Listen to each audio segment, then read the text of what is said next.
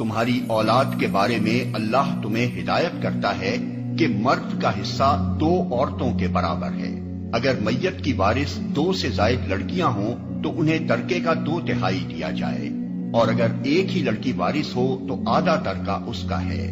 اگر میت صاحب اولاد ہو تو اس کے والدین میں سے ہر ایک کو ترکے کا 6واں حصہ ملنا چاہیے، اور اگر وہ صاحب اولاد نہ ہو اور والدین ہی اس کے وارث ہوں تو ماں کو 3واں حصہ دیا جائے، اور اگر میت کے بھائی بہن بھی ہوں تو ماں 6 حصے کی حقدار ہوگی۔ یہ سب حصے اس وقت نکالے جائیں گے جبکہ وصیت جو میت نے کی ہو پوری کر دی جائے اور جو قرض اس پر ہو ادا کر دیا جائے۔ تم نہیں جانتے کہ تمہارے ماں باپ اور تمہاری اولاد میں سے کون بالحاظ نفع تم سے قریب تر ہے۔ یہ حصے اللہ نے مقرر کر دیے ہیں، اور اللہ یقیناً سب حقیقتوں سے واقف اور ساری مصلحتوں کا جاننے والا ہے۔ مرد کا حصہ 2 عورتوں کے برابر ہے۔ میراث کے معاملے میں یہ اولین اصولی ہدایت ہے کہ مرد کا حصہ عورت سے دگنا ہے، چونکہ شریعت نے خاندانی زندگی میں مرد پر زیادہ معاشی ذمہ داریوں کا بوجھ ڈالا ہے اور عورت کو بہت سی معاشی ذمہ داریوں کے بار سے سبکدوش رکھا ہے۔ لہذا انصاف کا تقاضا یہی تھا کہ میراث میں عورت کا حصہ مرد کی بنسبت کم رکھا جاتا ہے۔ اگر میت کی وارث 2 سے زائد لڑکیاں ہوں تو انہیں ترکے کا 2/3 دیا جائے۔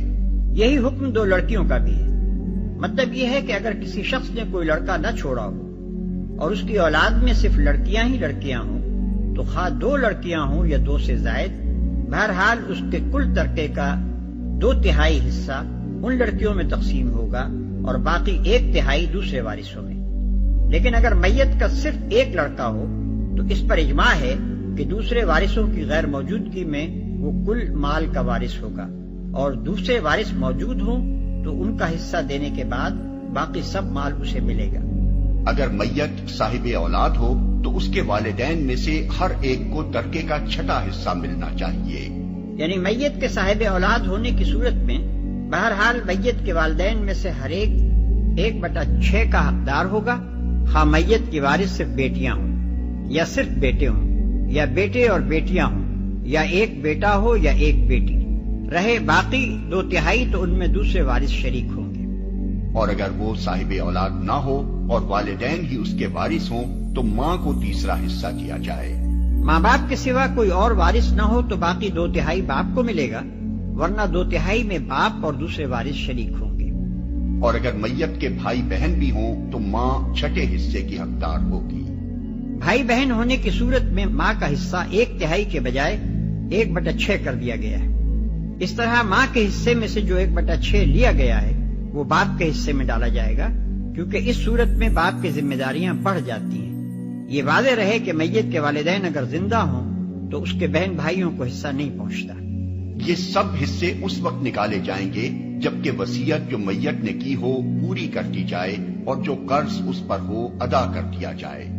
وصیت کا ذکر قرض پر مقدم اس لیے کیا گیا ہے کہ قرض کا ہونا ہر مرنے والے کے حق میں ضروری نہیں ہے اور وصیت کرنا اس کے لیے ضروری ہے، لیکن حکم کے اعتبار سے امت کا اس پر اجماع ہے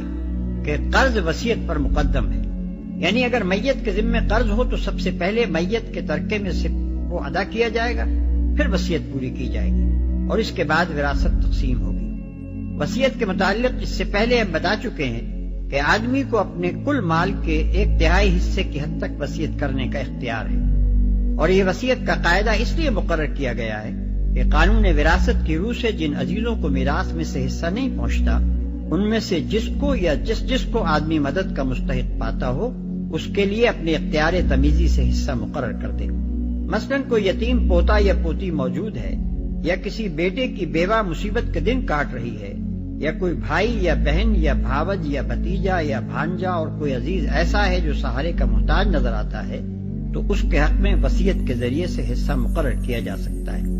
اور اگر رشتہ داروں میں کوئی ایسا نہیں ہے تو دوسرے مستحقین کے لیے یا کسی رفاع عام کے کام میں صرف کرنے کے لیے وصیت کی جا سکتی ہے۔ خلاصہ یہ ہے کہ آدمی کی کل ملکیت میں سے 2/3 یا اس سے کچھ زائد کے متعلق شریعت نے میراث کا ضابطہ بنا دیا، جس میں سے شریعت کے نامزد کردہ وارثوں کو مقررہ حصہ ملے گا، اور 1/3 یا اس سے کچھ کم کو خود اس کے سوادید پر چھوڑ دیا گیا ہے کہ اپنے مخصوص خاندانی حالات کے لحاظ سے، جو ظاہر ہے کہ ہر آدمی کے معاملے میں مختلف ہوں گے، جس طرح مناسب سمجھے تقسیم کرنے کی وصیت کر دے۔ پھر اگر کوئی شخص اپنی وصیت میں ظلم کرے یا بالفاظ دیگر اپنے اختیار تمیزی کو غلط طور پر اس طرح استعمال کرے جس سے کسی کے جائز حقوق متاثر ہوتے ہوں، تو اس کے لیے یہ چارہ کار رکھ دیا گیا ہے کہ خاندان کے لوگ باہمی رضامندی سے اس کی اصلاح کر لیں یا قاضی شرعی سے مداخلت کی درخواست کی جائے اور وہ وصیت کو درست کر دے۔ مزید تفصیل کے لیے ملاحظہ ہو میرا رسالہ یتیم پوتے کی وراثت۔ اور اللہ یقیناً سب حقیقتوں سے واقف اور ساری مصلحتوں کا جاننے والا ہے۔ یہ جواب ہے ان سب نادانوں کو جو میراث کے اس خدائی قانون کو نہیں سمجھتے اور اپنی ناقص عقل سے اس کسر کو پورا کرنا چاہتے ہیں جو ان کے نزدیک اللہ کے بنائے ہوئے قانون میں رہ گئی۔ اور تمہاری بیویوں نے جو کچھ چھوڑا ہو اس کا آدھا حصہ تمہیں ملے گا اگر وہ بے اولاد ہوں، ورنہ اولاد ہونے کی صورت میں ترکے کا 1/4 حصہ تمہارا ہے، جبکہ وصیت جو انہوں نے کی ہو پوری کر دی جائے اور قرض جو انہوں نے چھوڑا ہو ادا کر دیا جائے، اور وہ تمہارے ترکے میں سے 1/4 کی حقدار ہوں گی اگر تم بے اولاد ہو، ورنہ صاحب اولاد ہونے کی صورت میں ان کا حصہ 8واں ہوگا، بعد اس کے کہ جو وصیت تم نے کی ہو وہ پوری کر دی جائے اور جو قرض تم نے چھوڑا ہو وہ ادا کر دیا جائے۔ اور اگر وہ مرد یا عورت جس کی میراث تقسیم طلب ہے بے اولاد بھی ہو اور اس کے ماں باپ بھی زندہ نہ ہوں مگر اس کا ایک بھائی یا ایک بہن موجود ہو، تو بھائی اور بہن ہر ایک کو 6واں حصہ ملے گا، اور بھائی بہن ایک سے زیادہ ہوں تو کل ترکے کے 1/3 میں وہ سب شریک ہوں گے، جبکہ وصیت جو کی گئی ہو پوری کر دی جائے اور قرض جو میت نے چھوڑا ہو ادا کر دیا جائے، بشرطے کہ وہ ضرر رساں نہ ہو۔ یہ حکم ہے اللہ کی طرف سے، اور اللہ دانا و بینا اور نرم خو ہے۔ اور وہ تمہارے ترکے میں سے 1/4 کی حقدار ہوں گی اگر تم بے اولاد ہو، ورنہ صاحب اولاد ہونے کی صورت میں ان کا حصہ 8واں ہوگا۔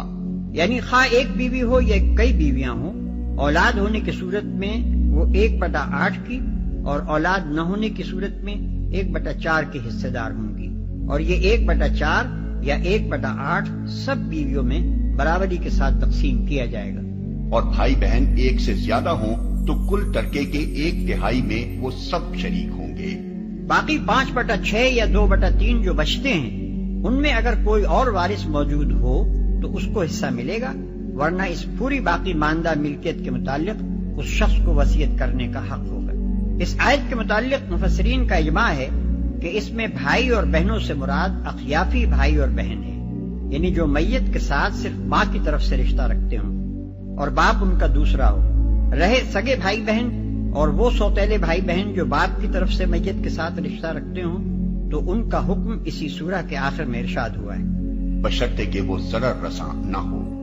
وصیت میں ضرر رسانی یہ ہے کہ ایسے طور پر وصیت کی جائے جس سے مستحق رشتہ داروں کے حقوق تلف ہوتے ہوں، اور قرض میں ضرر رسانی یہ ہے کہ محض حقداروں کو محروم کرنے کے لیے آدمی خواہ مخواہ اپنے اوپر ایسے قرض کا اقرار کرے جو اس نے فی الواقع نہ لیا ہو، یا اور کوئی ایسی چال چلے جس سے مقصود یہ ہو کہ حقدار میراث سے محروم ہو جائیں۔ اس قسم کے زرار کو گناہ کبیرہ قرار دیا گیا ہے۔ چنانچہ حدیث میں آیا ہے کہ وصیت میں نقصان رسانی بڑے گناہوں میں سے ہے، اور ایک دوسری حدیث میں نبی صلی اللہ علیہ وسلم کا ارشاد ہے کہ آدمی تمام عمر اہل جنت کے سے کام کرتا رہتا ہے مگر مرتے وقت وصیت میں ضرر رسانی کر کے اپنی کتاب زندگی کو ایسے عمل پر ختم کر جاتا ہے جو اسے دوزخ کا مستحق بنا دیتا ہے۔ یہ زرار اور حق تلفی اگرچہ ہر حال میں گناہ ہے، مگر خاص طور پر کلالہ کے معاملے میں اللہ تعالیٰ نے اس کا ذکر اس لیے فرمایا کہ جس شخص کے نہ اولاد ہو نہ ماں باپ ہوں، اس میں عموماً یہ میلان پیدا ہو جاتا ہے کہ اپنی جائیداد کو کسی نہ کسی طرح تلف کر جائے اور نسبتاً دور کے رشتہ داروں کو حصہ پانے سے محروم کر دے۔ اور اللہ دانا و بینا اور نرم خو ہے۔ یہاں اللہ تعالیٰ کی صفت علم کا اظہار 2 وجوہ سے کیا گیا ہے۔ ایک یہ کہ اگر اس قانون کی خلاف ورزی کی گئی تو اللہ کی گرفت سے آدمی نہ بچ سکے گا۔ دوسرے یہ کہ اللہ نے جو حصے جس طرح مقرر کیے ہیں وہ بالکل صحیح ہیں، کیونکہ بندوں کی مصلحت جس چیز میں ہے اللہ اس کو خود بندوں سے زیادہ بہتر جانتا ہے۔ اور اللہ کی صفت حلم یعنی اس کی نرم خوئی کا ذکر اس لیے فرمایا کہ اللہ نے یہ قوانین مقرر کرنے میں سختی نہیں کی ہے، بلکہ ایسے قاعدے مقرر کیے ہیں جن میں بندوں کے لیے زیادہ سے زیادہ سہولت ہے تاکہ وہ مشقت اور تنگی میں مبتلا نہ ہو۔ یہ اللہ کی مقرر کی ہوئی حدیں ہیں۔ جو اللہ اور اس کے رسول کی اطاعت کرے گا اسے اللہ ایسے باغوں میں داخل کرے گا جن کے نیچے نہریں بہتی ہوں گی، اور ان باغوں میں وہ ہمیشہ رہے گا، اور یہی بڑی کامیابی ہے۔ اور جو اللہ اور اس کے رسول کی نافرمانی کرے گا اور اس کی مقرر کی ہوئی حدوں سے تجاوز کر جائے گا اسے اللہ آگ میں ڈالے گا جس میں وہ ہمیشہ رہے گا، اور اس کے لیے رسوا کن سزا ہے۔ یہ ایک بڑی خوفناک آیت ہے جس میں ان لوگوں کو ہمیشگی کے عذاب کی دھمکی دی گئی ہے جو اللہ تعالیٰ کے مقرر کیے ہوئے قانون وراثت کو تبدیل کریں یا ان دوسری قانونی حدوں کو توڑیں جو خدا نے اپنی کتاب میں واضح طور پر مقرر کر دی ہیں۔ لیکن سخت افسوس ہے کہ اس قدر سخت وعید کے ہوتے ہوئے بھی مسلمانوں نے بالکل یہودیوں کی سی جسارت کے ساتھ خدا کے قانون کو بدلا اور اس کی حدوں کو توڑا۔ اس قانون وراثت کے معاملے میں جو نافرمانیاں کی گئی ہیں وہ خدا کے خلاف کھلی بغاوت کی حد تک پہنچتی ہیں۔ کہیں عورتوں کو میراث سے مستقل طور پر محروم کیا گیا، کہیں صرف بڑے بیٹے کو میراث کا مستحق ٹھہرایا گیا، کہیں سرے سے تقسیم میراث ہی کے طریقے کو چھوڑ کر مشترک خاندانی جائیداد کا طریقہ اختیار کر لیا گیا، کہیں عورتوں اور مردوں کا حصہ برابر کر دیا گیا، اور اب ان پرانی بغاوتوں کے ساتھ تازہ ترین بغاوت یہ ہے کہ بعض مسلمان ریاستیں اہل مغرب کی تقلیب میں وفات ٹیکس یعنی ڈیتھ ڈیوٹی اپنے ہاں رائج کر رہی ہیں، جس کے معنی یہ ہے کہ میت کے وارثوں میں ایک وارث حکومت بھی ہے جس کا حصہ رکھنا معاذ اللہ میاں بھول گئے تھے۔ حالانکہ اسلامی اصول پر اگر میت کا ترکہ کسی صورت میں حکومت کو پہنچتا ہے تو وہ صرف یہ ہے کہ کسی مرنے والے کا کوئی قریب و بعید رشتہ دار موجود نہ ہو اور اس کا چھوڑا ہوا مال تمام اشیاء متروکہ انکلیم پراپرٹیز کی طرح داخل بیت المال ہو جائے، یا پھر حکومت اس صورت میں کوئی حصہ پا سکتی ہے جبکہ مرنے والا اپنی وصیت میں اس کے لیے کوئی حصہ مقرر کر جائے۔